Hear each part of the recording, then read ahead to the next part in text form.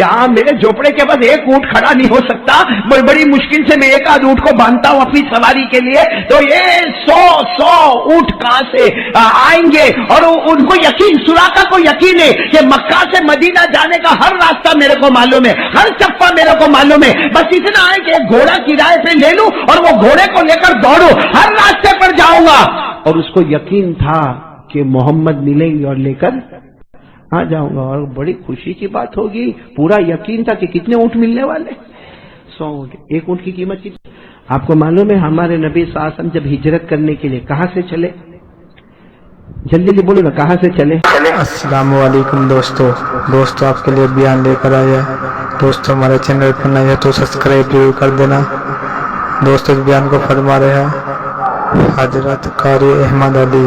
چلو دوستو آپ کو لے چلتے ہیں بیان کی طرف۔ مکہ سے کہاں جا رہے؟ مدینہ جا رہے، تو ابو جہل نے اعلان کیا تھا، ابو جہل نے اعلان کیا تھا میں آتی بھی محمد، ابو جہل نے اعلان کیا تھا، پہاڑ پہ کھڑے ہو کر اعلان کیا، پھر کعبے کے پاس آ کے اعلان کیا کہ محمد یہاں مکہ چھوڑ کر چلے گئے، بولو صلی اللہ علیہ وسلم، محمد مکہ چھوڑ کے چلے گئے، جو محمد کو لے کر آئے گا 100 اونٹ اس کو ملیں گے۔ کتنے ملیں گے؟ 100 اونٹ اس کو ملیں گے۔ بس ایک کام کرو کہ محمد کو مدینہ مت جانے دو، راستے میں سے کہیں سے بھی پکڑ کر لے کر آؤ۔ کتنے اونٹ ملیں گے؟ 100 اونٹ ملیں گے۔ یہ ابو جہل اعلان کر رہا ہے، اور ابو جہل کے ساتھ اس کے دوستوں کا اعلان ہو رہا ہے، کوئی پہاڑ پہ کھڑے ہو کے اعلان کر رہا، کوئی کعبے کے پاس اعلان کرتا، سب کا اعلان یہی ہے کہ محمد نکلے ہیں، مکے سے نکلے ہیں اور مدینہ جانے کے واسطے نکلے ہیں، کوئی بھی راستے میں سے لے کر آئے 100 اونٹ لے کر جائے۔ آپ کو معلوم ہے ایک شخص جو مکے کے گاؤں میں رہتے تھے، بولو مکے کے، لمبے چوڑے ہٹے کٹے تندرست تھے، ان کا نام تھا سراقہ۔ ساتھ میں بولو کیا نام ہے؟ آپ نے شاید نام نہیں سنا ہوگا، کیا نام؟ سراقہ۔ وہ بڑے اور راستے کے بڑے ماہر تھے، ایمان سے کوئی مطلب نہیں تھا، گاؤں کے رہنے والے تھے، اور گھر میں غریبی بھی بہت تھی۔ ان کے کان میں آواز آئی کہ کوئی محمد کو لے کر آئے، کتنے اونٹ ملیں گے؟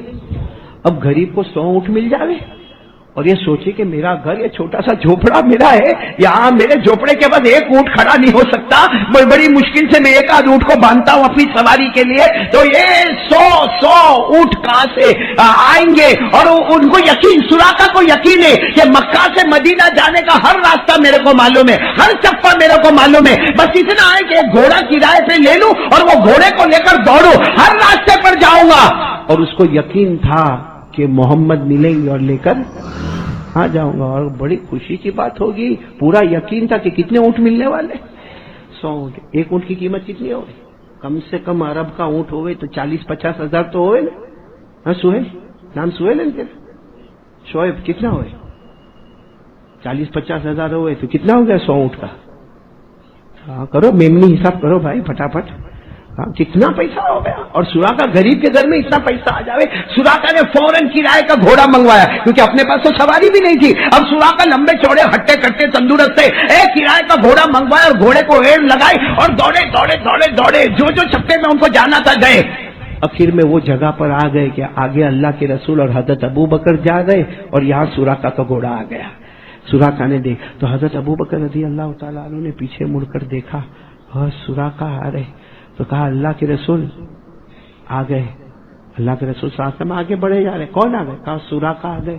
وہ دیہاتی ہے، بہت ہٹا کٹا تندرست ہے، اور اس کو سب رستے معلوم ہے، اور وہ کسی طریقے سے ہم کو ڈھونڈ چکا ہے، اور اس نے ہم کو دیکھ لیا ہے، اور وہ گھوڑا دوڑاتا دوڑاتا آ رہا ہے۔ اور حضرت ابو بکر نے کہا میرا پورا اندازہ ہے، نام کیا ہے؟ تو ہمارے نبی نے فرمایا لا تحزن ان اللہ معی، آنے دو اللہ ہمارے ساتھ میں ہے، آنے دو اللہ۔ جب بالکل قریب آ گیا، سراقہ کے گھوڑوں کا جب غبار اڑنے لگا اور اس کے گھوڑوں کے ٹاپوں کی آواز آنے لگی، تو حضرت ابو بکر نے پھر کہا اللہ کے رسول بہت قریب آ گئے، ارے قربان جاؤ ہمارے آقا صلی اللہ علیہ وسلم پر۔ ایسے مڑے، ہمارے نبی نے سراقہ کی طرف دیکھا، ہمارے نبی کی نظر سراقہ کی آنکھوں سے ملی، گھوڑے کے 2 پاؤں زمین میں ڈھس گئے۔ گھوڑے کے کتنے پاؤں؟ آگے کے 2 پاؤں زمین میں ڈھس گئے، مطلب گھوڑا اٹک گیا۔ اور سراقہ بھی بہت ماہر آدمی تھے، سمجھ گئے معاملہ وہاں سے کچھ ہوا ہے، تو سوچے کہ اب یہ 2 پاؤں ڈھسے جا رہے تو پورا گھوڑا ڈھس جائے گا، میں بھی ڈھس جاؤں گا. تو کہا محمد بولو صلی اللہ علیہ وسلم. کہا غلطی ہو گئی، واپس جاؤں گا. غلطی ہو گئی، اب نہیں، اب تمہارے پیچھے نہیں آؤں گا. ویسے میں نے آپ لوگوں کو پا لیا ہے اور میں سارے راستے جانتا ہوں، لیکن میں اب نہیں آؤں گا، میں واپس جاؤں گا. ہمارے آقا صلی اللہ علیہ وسلم نے اسی وقت ہاتھ اٹھائے اور کہا اللہ سراقہ کو معاف کر دے اور اس کے گھوڑے کے پاؤں واپس باہر نکال لے. اتنا کہنا تھا کہ گھوڑے کے پاؤں واپس. ہمارے نبی اور حضرت ابوبکر آگے بڑھ رہے. سراقہ نے اپنے گھوڑے کو پہلے چاروں طرف دوڑایا، ہاں برابر کمپلیٹ. پھر سوچا چلو پکڑ ہی لے، 100 اونٹ کا سوال ہے. کتنے اونٹ کا سوال ہے؟ 100 اونٹ کا سوال ہے. ابھی پکڑ ہی لے کیونکہ گھوڑا تو برابر چل رہا ہے. دیکھو دائیں طرف بھی دوڑا، بائیں طرف بھی دوڑا، آگے بھی دوڑا، پیچھے بھی دوڑا، برابر کمپلیٹ ہے. پھر انہوں نے گھوڑا دوڑانا شروع کیا. حضرت ابوبکر رضی اللہ تعالیٰ عنہ نے فرمایا اللہ کے رسول آپ نے دعا کر کے اس کے دونوں پاؤں باہر نکالے گھوڑے کے، وہ واپس ہمارے پیچھے آ رہا. بس ہمارے نبی کی نظر مبارک پھر پیچھے مڑتی ہے اور سراقہ کی آنکھوں کے ساتھ ملتی ہے. بس آنکھوں سے ملنا ہوتا. پہلے 2 پاؤں ڈھسے تھے، ابھی 4 پاؤں ڈھس گئے. گھوڑے کے کتنے پاؤں ڈھس گئے؟ 4 پاؤں ڈھس گئے اور گھوڑا آہستہ آہستہ نیچے بیٹھے جا رہا ہے. سراقہ نے پھر کہا او محمد معاف کر دو نا، محمد معاف کر دو نا. ہاں تو حضرت ابوبکر کی طرف ہمارے نبی نے دیکھا. حضرت ابوبکر نے کہا نہیں واپس آئے گا، یہ واپس آئے گا. واپس گھوڑے کو دوڑا. اللہ کے رسول صلی اللہ علیہ وسلم کی آنکھوں میں آنسو دیکھا. اللہ سراقہ کو معاف کر دے، اللہ سراقہ کو معاف کر دے. اس کا گھوڑا واپس باہر نکلا. گھوڑا واپس باہر آیا. سراقہ گھوڑے پر بیٹھے اور کہا محمد بولو صلی اللہ. کہا میں تمہاری ملاقات کرنے آ رہا ہوں، پکڑنے نہیں آ رہا ہوں. یہ نہیں کہ میں تمہیں پکڑ کے لے جاؤں گا اور میرے گھوڑے نے مجھے بتا دیا کہ تم کو پکڑنا ناممکن ہے، لیکن ملاقات تو کر سکتا ہوں نا. یہ کہہ کر وہ آئے، آگے بڑھے. بولو آگے بڑھے. جب ہمارے آقا صلی اللہ علیہ وسلم کے پاس آئے، کہا سراقہ نے کہا ایمان نہیں قبول کرنے آیا ہوں. ہاں حالانکہ ہم ہوتے تو کیا کرتے؟ پٹک پٹک کے مارے ہوتے. کہا ایمان صاف کا ایمان قبول کرنے نہیں آیا ہوں، صرف آپ کی ملاقات کرنے آیا ہوں. آپ اجازت دو میں آپ کی پیشانی کو چومنا چاہتا ہوں. آپ اجازت دو میں آپ کی پیشانی کو چومنا چاہتا کیونکہ آپ کی نظر مبارک آتی ہے. کبھی میری زندگی میں ایسا نہیں ہوا کہ سراقہ گھوڑا لے کر چلا اور گھوڑے کے 2 پاؤں ڈس گئے ہو یا گھوڑے کے 4 تھے. اور حضرت ابوبکر نے کہا میرا پورا اندازہ ہے. نام کیا ہے؟ ہمارے نبی نے فرمایا لا تحزن ان اللہ معی. آنے دو اللہ ہمارے ساتھ میں ہے، آنے دو اللہ. جب بالکل قریب آ گیا سراقہ کے گھوڑوں کا، جب غبار اڑنے لگا اور اس کے گھوڑوں کے ٹاپوں کی آواز آنے لگی تو حضرت ابوبکر نے پھر کہا اللہ کے رسول بہت قریب آ گئے. ارے قربان جاؤ ہمارے آقا صلی اللہ علیہ وسلم پر ایسے مڑے. ہمارے نبی نے سراقہ کی طرف دیکھا، ہمارے نبی کی نظر سراقہ کی آنکھوں سے ملی. گھوڑے کے 2 پاؤں زمین میں ڈھس گئے. گھوڑے کے کتنے پاؤں؟ آگے کے 2 پاؤں زمین میں ڈھس گئے، مطلب گھوڑا اٹک گیا. اور سراقہ بھی بہت ماہر آدمی تھے، سمجھ گئے معاملہ وہاں سے کچھ ہوا ہے. تو سوچے کہ اب یہ 2 پاؤں ڈھسے جا رہے تو پورا گھوڑا ڈھس جائے گا، میں بھی ڈھس جاؤں گا.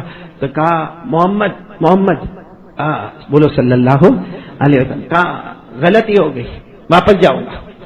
غلطی ہو گئی، اب نہیں، اب تمہارے پیچھے نہیں آؤں گا. ویسے میں نے آپ لوگوں کو پا لیا ہے اور میں سارے راستے جانتا ہوں، لیکن میں اب نہیں آؤں گا، میں واپس جاؤں گا. ہمارے آقا صلی اللہ علیہ وسلم نے اسی وقت ہاتھ اٹھائے اور کہا اللہ سراقہ کو معاف کر دے اور اس کے گھوڑے کے پاؤں واپس باہر نکال لے. اتنا کہنا تھا کہ گھوڑے کے پاؤں واپس. ہمارے نبی اور حضرت ابوبکر آگے بڑھ رہے. سراقہ نے اپنے گھوڑے کو پہلے چاروں طرف دوڑایا، ہاں برابر کمپلیٹ. پھر سوچا چلو پکڑ ہی لے، 100 اونٹ کا سوال ہے. کتنے اونٹ کا سوال ہے؟ 100 اونٹ کا سوال ہے. ابھی پکڑ ہی لے کیونکہ گھوڑا تو برابر چل رہا ہے. دیکھو دائیں طرف بھی دوڑا، بائیں طرف بھی دوڑا، آگے بھی دوڑا، پیچھے بھی دوڑا، برابر کمپلیٹ ہے. پھر انہوں نے گھوڑا دوڑانا شروع کیا. حضرت ابوبکر رضی اللہ تعالیٰ عنہ نے فرمایا اللہ کے رسول آپ نے دعا کر کے اس کے 2 پاؤں باہر نکالے گھوڑے کے، وہ واپس ہمارے پیچھے آ رہا. بس ہمارے نبی کی نظر مبارک پھر پیچھے مڑتی ہے اور سراقہ کی آنکھوں کے ساتھ ملتی ہے. بس آنکھوں سے ملنا ہوتا. پہلے 2 پاؤں ڈھسے تھے، ابھی 4 پاؤں ڈھس گئے. گھوڑے کے کتنے پاؤں ڈھس گئے؟ 4 پاؤں ڈھس گئے اور گھوڑا آہستہ آہستہ نیچے بیٹھے جا رہا ہے. سراقہ نے پھر کہا او محمد معاف کر دو نا، محمد معاف کر دو نا. ہاں تو حضرت ابوبکر کی طرف ہمارے نبی نے دیکھا. حضرت ابوبکر نے کہا نہیں واپس آئے گا، یہ واپس آئے گا. واپس گھوڑے کو دوڑا. اللہ کے رسول صلی اللہ علیہ وسلم کی آنکھوں میں آنسو دیکھا. اللہ سراقہ کو معاف کر دے، اللہ सुराका को माफ कर दे, इसका घोड़ा वापस बाहर निकला, घोड़ा वापस बाहर आया, सुराका घोड़े पर बैठे और कहा मोहम्मद, बोलो सल्लल्लाहु, कहा मैं तुम्हारी मुलाकात करने आ रहा हूं, पकड़ने नहीं आ रहा हूं। ये नहीं कि मैं तुम्हें पकड़ के ले जाऊंगा और मेरे घोड़े ने मुझे बता दिया कि तुमको पकड़ना नामुमकिन है, लेकिन मुलाकात तो कर सकता हूं ना। मुझे कहा था एक जमाना आएगा, सुराका ईरान फतह होगा, उसका तख्त के ऊपर तू बैठेगा, उसका ताज तेरे सर पर होगा, सोने के कंगन तेरे हाथों में होंगे। मेरे नबी ने जो कहा था, अल्लाह की कसम मौत का फरिश्ता उस वक्त तक नहीं आता जब तक मेरे हाथों में सोने के कंगन नहीं आ जाते, क्योंकि सब गलत हो सकते, मेरा महबूब कभी गलत नहीं हो सकता। और हुआ ऐसा ही, हजरत उमर रज़ी अल्लाह ताला अन्हु का जमाना, ईरान फतह हुआ और हजरत उमर रज़ी अल्लाह ताला अन्हु के पास जब बादशाह का खजाना आया, हजरत उमर की जबान पर पहला जुमला था आइना सुराका, सुराका कहाँ है? कहा कि किसरा का तख्त लगाओ, सुराका को उस पर बिठाना है और ताज लो और किसरा का ताज इनके सर पे रखो, और मर्दों के लिए सोना हराम है, लेकिन मेरे नबी ने कहा था सुराका के हाथों में के 4 पांव ढस गए हो। कभी ऐसा नहीं हुआ।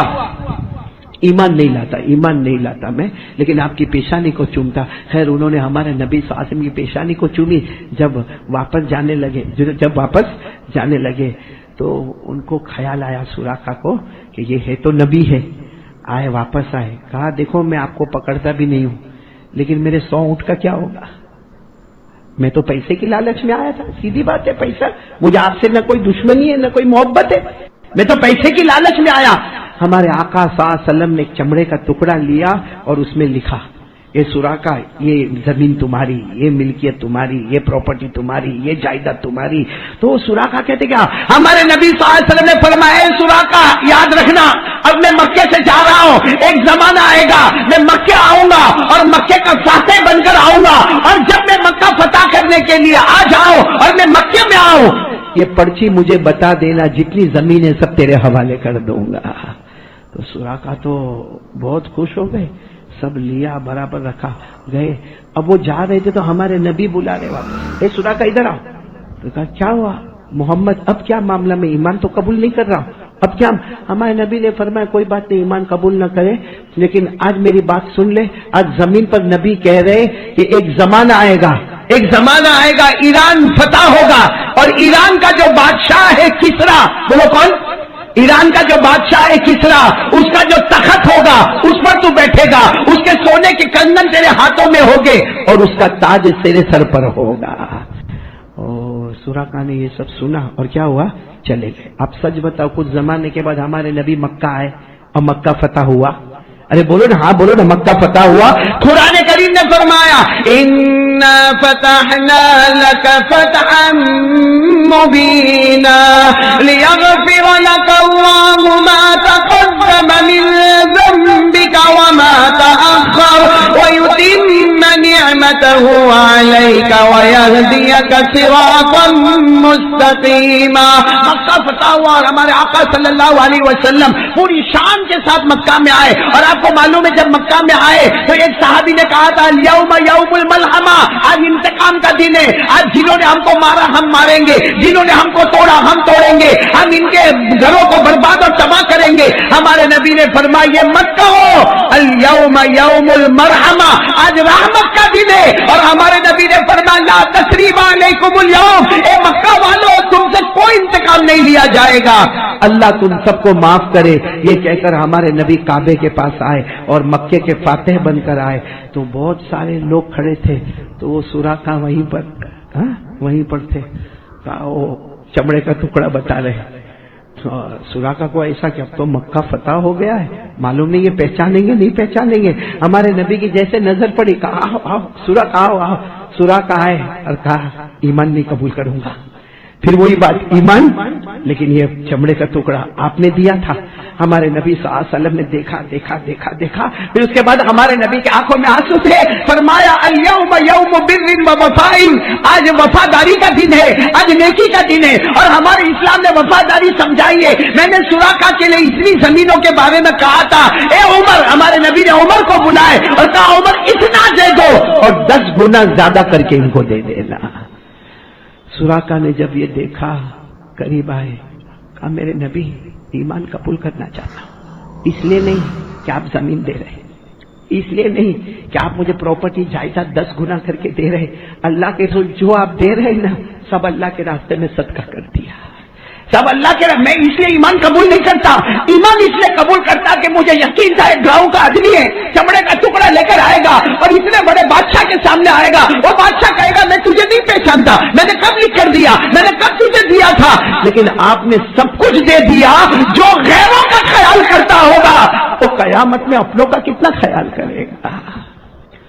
چلو ہو گیا، سب مل گیا، اب سننا، ایک لمبا زمانہ گزر گیا، سوراقہ بیمار ہوئے، بولو سوراقہ بیمار، بہت بیمار ہوئے، اور ایسا لگتا تھا کہ اب آخری وقت آ گیا، اب تو وہ مسلمان ہو گئے، اب سوراقہ مت بولو، حضرت سوراقہ رضی اللہ تعالی عنہ، اور ہمارے نبی کا زمانہ مکمل ہو گیا، حضرت ابو بکر کا زمانہ مکمل ہو گیا، اور سوراقہ اتنے بیمار ہوئے، سارے لوگ ملنے کے واسطے آئے، اور ایسا لگتا تھا وہ آخری سانسیں لے رہے، تو کسی نے ایسا آپس میں کہا ہوگا ارے بھائی سوراقہ کو تھوڑا پانی وانی پلا دو، اب لگتا ہے کہ کچھ گھنٹے کے مہمان ہیں، بس اتنا کسی نے کہا کہ کچھ گھنٹے کے مہمان ہیں، حضرت سوراقہ کو جیسے طاقت آئی، بیٹھ گئے، کہا کون کہتا ہے میں مروں گا، میں مرنے والا نہیں ہوں، میں ابھی مرنے والا، یہ بڑا تعجب کی بات ہے، بھائی مرنے والے نہیں ہو، بھائی تم سانسیں لے رہے ہو۔ پھر سوراقہ کے اندر جیسے اللہ نے اور طاقت دی، کھڑے ہو گئے اور کہا آؤ میرے رشتہ داروں اور میرے اڑوس پڑوس والے، یہ مت سمجھنا کہ سوراقہ کا جنازہ اٹھے گا، میں مرنے والا نہیں ہوں۔ تو سب نے کہا لیکن تم کیسے دعویٰ کرتے ہو کہ تم مرنے والے نہیں ہو؟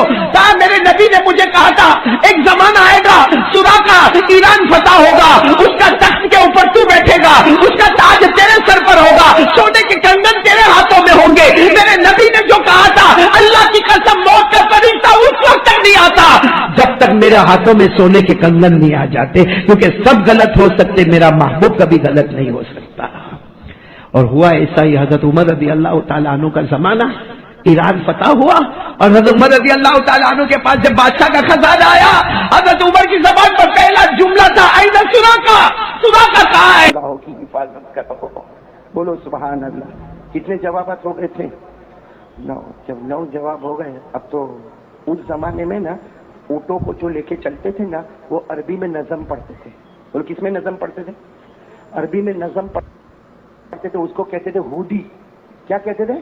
اس سے فائدہ کیا ہوتا تھا کہ پڑھنے والے کا بھی ٹائم پاس ہوتا تھا، اور جو اونٹ ہوتے تھے نا وہ بھی دھڑا دھڑ تیز رفتاری سے چلتے تھے۔ تو عبداللہ ابن مبارک نے دیکھا کہ اتنا لمبا سفر کرنا ہے تو عربی میں نظم پڑھنا شروع کر دیا، اب ان کا بھی ٹائم پاس ہو رہا ہے اور اونٹ بھی تیزی کے ساتھ چل رہے اور اچھل کے چل رہے۔ تو اس عورت نے فوراً 10ویں آیت پڑھی۔ بولو کون سی آیت پڑھی؟ 10واں جواب دیا۔ 21ویں پارے کی آیت پڑھی لیکن 10واں جواب دیا، اور قرآن کریم سے جواب دیا، وَقْصِدْ فِي مَشْيِكَ وَاغْضُضْ مِن صَوْتِكَ إِنَّ أَنكَرَ الْأَصْوَاتِ لَصَوْتُ الْحَمِيرِ۔ اس عورت نے جواب دیا کہ اونٹوں کی رفتار کو دھیرے کرو اور اپنی آواز کو بھی کم کرو، اتنا چلانے کا۔ مسواک کے بارے میں ہمارے نبی صلی اللہ علیہ وسلم کو پوچھا گیا، ہمارے نبی نے کیا فرمایا؟ قال رسول الله صلى الله عليه وسلم لولا أن أشق على أمتي لأمرتهم بالسواك عند كل وضوء عند كل صلاة۔ ہمارے آقا صلی اللہ علیہ وسلم نے فرمایا اللہ کی قسم اگر میری امت پر بھاری نہ ہوتا میں مسواک کو فرض کرتا، ہر نماز کے وقت فرض کرتا، ہر وضو کے وقت فرض کرتا، بلکہ فرمایا تذکیر الشہادتین عند الموت، مسواک کرنے والے کو موت کے وقت کلمہ مل جاتا ہے۔ اگر ہم کو نبی کی بات پر بھروسہ ہوتا تو ہم سب کے جیب میں مسواک ہوتا۔ آپ کو واقعہ سنا، ایک بہت بڑے اللہ کے ولی گزرے۔ اللہ کے ولیوں کو تو مانتے ہو نا؟ ہاں بولو جلدی، فٹافٹ بولو، ہاں میرے پاس وقت بہت کم ہے، بولو جلدی بولو، اللہ کے ولی کو مانتے ہو نا؟ میں جس اللہ کے ولی کا نام لیتا ہوں نا شاید سب علماء جانتے ہوں گے، حضرت عبداللہ ابن مبارک۔ بولو حضرت عبداللہ ابن، یہ بصرہ کے رہنے والے، بولو کہاں کے رہنے والے؟ اور آپ کو معلوم ہے یہ خود حافظ، قاری، عالم، محدث، مفسر، مجدد، اور اتنے بڑے حدیث کے جاننے والے اور قرآن کی تفسیر کے جاننے والے کہ اگر یہ فتویٰ لکھتے تھے نا، کون؟ حضرت عبداللہ، اتنا یاد رکھو نا، حضرت عبداللہ ابن یہ فتویٰ لکھتے تھے نا، اگر کوئی عالم کے پاس جائے اور یہ فتویٰ بتائے تو عالم ہاتھ جوڑ کر کہے اب کسی سے فتویٰ پوچھنے کی ضرورت نہیں ہے، اس لیے کہ انہوں نے فتویٰ لکھا ہے کہ اس وقت زمین پر ان سے بڑا کوئی عالم نہیں ہے۔ تو کتنے بڑے ہوں گے وہ حضرت عبداللہ ابن مبارک؟ ہاں، اور ہم تو سورت والے بھی اس پہ فخر کرتے ہیں الحمدللہ.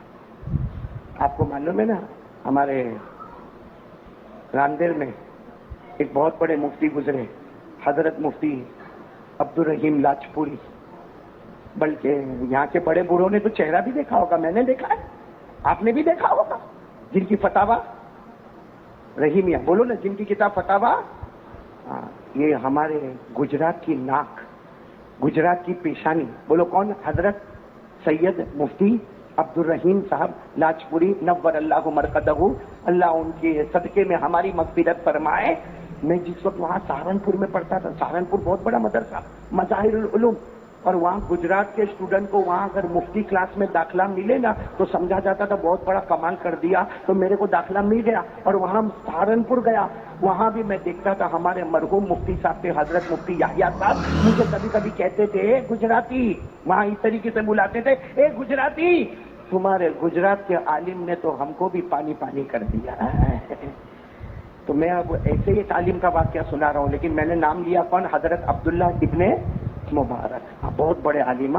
وہ حج میں جا رہے ہیں، بولو سبحان اللہ. کہاں جا رہے ہیں؟ دعا کرو نا اللہ ہم کو بھی لے جا رہے. آمین بولو آمین. اللہ سب کو حج بیت اللہ نصیب فرمائے، اللہ سب کو عمرے نصیب فرمائے. اچھا اس زمانے میں ایسا نہیں، آج کے زمانے میں آپ نے دیکھا ہوگا عمرے میں جانا، حج میں جانا، یہاں سے انووا میں بیٹھا بمبئی چلا گیا، اور بمبئی سے ہوائی جہاز میں بیٹھا تو جدہ چلا گیا، پھر وہاں سے بس میں بیٹھا تو مکہ مدینہ چلا گیا. اس زمانے میں ایسا نہیں ہوتا. اس زمانے میں یہ ہوائی جہاز اور یہ انووا اور یہ ٹرانسپورٹیشن ایسا نہیں تھا. اس زمانے میں اونٹوں پر جانا ہوتا، لیکن ایک ایک آدمی 3 اونٹوں کو لے کر جاتے کہ شاید اونٹ راستے میں مر جائے یا شاید اونٹ راستے میں تھک جائے. تو کتنے اونٹ لے کر جاتے تھے؟ 3. تو حضرت عبداللہ ابن مبارک بھی اکیلے حج کے لیے چلے ہیں. اور کتنے اونٹوں کو لے کر چلے ہیں؟ اچھا 3 اونٹوں کو لے کر چلے. اور میں نے کہا نا کہ اس زمانے میں یہ سب گاڑی واڑیاں نہیں تھی، تو یہ چلے جا رہے جنگل میں، صحرا میں، بیابان میں. حضرت عبداللہ ابن مبارک حج میں جا رہے. اونٹ کتنے ہیں جا رہے؟ رات ہوئی، جنگل میں پہنچے، ایسے جنگل میں پہنچے جہاں پانی کا نام و نشان نہیں، کھانے کا نام و نشان نہیں، آب و دانا.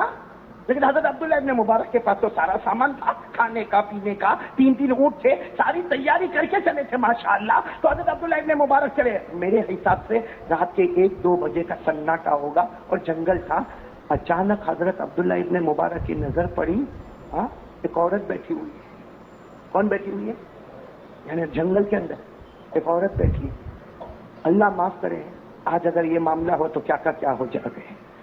اب حضرت عبداللہ ابن مبارک خود بہت بڑے عالم تھے، خود بہت بڑے مفتی تھے، خود بہت بڑے حدیث کے امام تھے. انہوں نے اس عورت کو دیکھا، وہ بیچاری ایسے سمٹ کے کپڑے میں ایسے بیٹھی تھی جیسے ڈرتی ہو، کانپتی ہو. حضرت عبداللہ ابن مبارک نے سوچا اس عورت کی مدد کروں یا نہیں کروں. اس سے کہ مدد کروں گا ناراض ہو جائے گی، اور نہیں کروں گا تو اچھا نہیں ہے کہ میں اس طریقے سے یہاں سے چلا جاؤں اور بیچاری عورت تڑپ کے مر جاوے. تو حضرت عبداللہ ابن مبارک نے ہمت کر کے قریب گئے اور جا کر سلام کیا. اور کس طرح سلام کیا؟ اے میری بہن السلام علیکم. بولو اے میری بہن. یہ عورت کوئی عورت تھی، بولو سبحان اللہ. یہ امت کی ایسی خاتون تھی جس نے عبداللہ ابن مبارک کے جتنے سوال تھے سارے سوالوں کے جواب قرآن پاک کی روشنی میں دیے. بولو سبحان اللہ. آپ لوگ انگلی پر گنو گے انشاءاللہ. بھائی بولنا تو میرے کو، آپ لوگ گنو گے نا، انگلی پر تو گنو گے انشاءاللہ. تو عبداللہ ابن مبارک گئے، سب سے پہلے کیا کہا؟ میری بہن. بس جیسے السلام علیکم کا، بھائی ہم لوگ ہوتے تو وعلیکم السلام جواب بولتے، بھیا کوئی عورت ہوتی تو وعلیکم السلام جواب بولتی. لیکن اس عورت نے کیا جواب دیا؟ ڈائریکٹ قرآن کریم سے پارہ نمبر 23. اس عورت نے جواب دیا سلام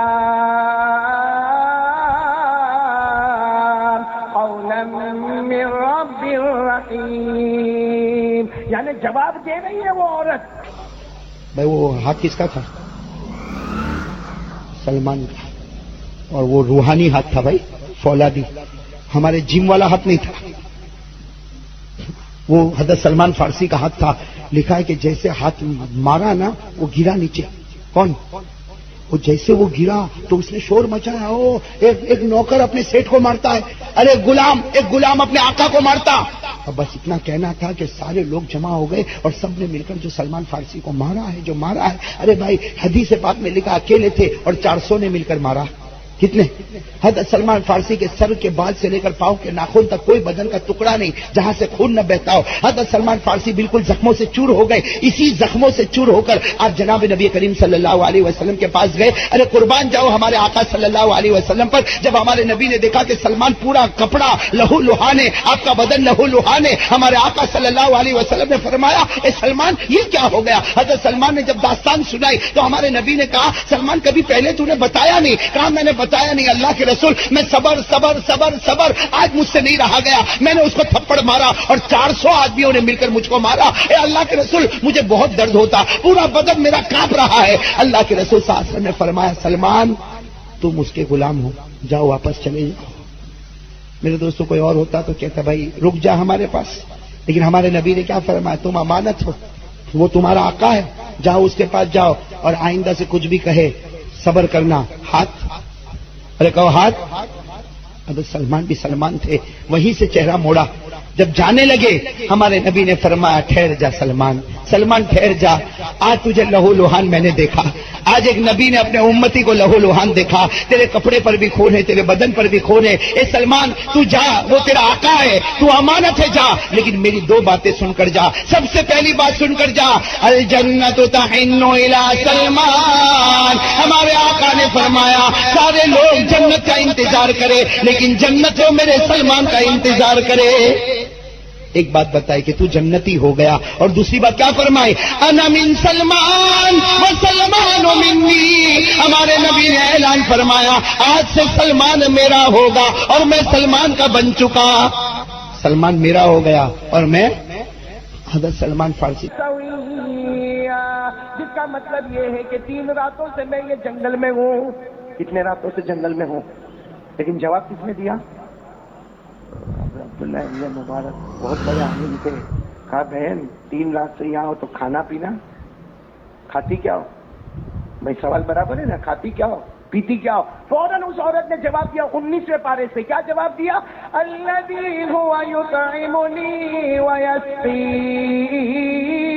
اس عورت نے جواب دے دیا میرے کھانے پینے کی فکر نہ کرے، میرا اللہ ہے جس نے کھانے کی بھی ذمہ داری لی ہے، مجھے پینے کی بھی ذمہ داری لی ہے. بولو دینے والا کون؟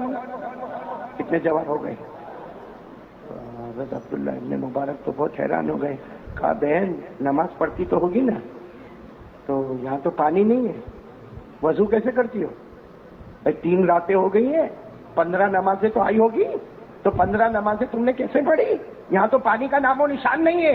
اس عورت نے فوراً 5ویں پارے کی آیت پڑھی. کون سی آیت پڑھی؟ فَإِن لَّمْ تَجِدُوا مَاءً فَتَيَمَّمُوا صَعِيدًا طَيِّبًا فَامْسَحُوا بِوُجُوهِكُمْ وَأَيْدِيكُمْ. جس کا ترجمہ یہ کہ اگر پانی نہ ہو، میرا اللہ کہتا کوئی بات نہیں، نماز پڑھنا ہے. پانی نہ ملے تو جس زمین پر ہو اس زمین کی مٹی سے تیمم کر کے نماز پڑھنا. بولو سبحان اللہ. مطلب اس عورت نے بتا دیا کہ میرے کو پانی نہیں ملا، میں تو یہ زمین کی مٹی سے کیا کرتی ہوں؟ تیمم کر. کتنے جوابات ہو گئے؟ نہیں بولو نا، ساتھ میں انگلی پر گنتے جاؤ کتنے جوابات ہو گئے. ارے عبداللہ ابن مبارک بہت بڑے عالم تھے، کہنے لگے بہن سوچے یہ تو قرآن کریم سے ہی جواب دے رہی ہے، تو کہ اس کو ایسا سوال پوچھو کہ تھوڑی ہٹے. اس لیے عبداللہ ابن مبارک نے 6ٹھا سوال کیا پوچھا؟ بہن جانا کہاں ہے؟ بھائی جانا، اب جانا کہاں ہے؟ تب تو کوئی نہ کوئی جگہ کا نام ہی لیں گے، تو وہ تو قرآن میں ہونا ذرا مشکل ہے کہ جانا کہاں ہے. لیکن قربان جاؤ اس عورت نے 6ٹھے جواب میں 15ویں پارے کی پہلی آیت پڑھی. بولو سبحان اللہ. کون سی آیت پڑھی؟ پڑھو نا میرے ساتھ میں. سبحان الذی اسری بعبدہ لیلا من المسجد الحرام الی المسجد الاقصی. عبداللہ ابن مبارک سمجھ گئے کہ اس عورت کو بیت المقدس کی طرف جانا ہے. بولو سبحان اللہ. عبداللہ ابن مبارک بڑے عالم تھے. کتنے جوابات ہو گئے تھے؟ کہا بہن میرے پاس 3 اونٹنی ہیں، بیٹھ جاؤ چھوڑ دوں گا وہاں تک، بیٹھ جاؤ چھوڑ دوں گا وہاں تک. تو وہ عورت اٹھی. بولو سبحان اللہ.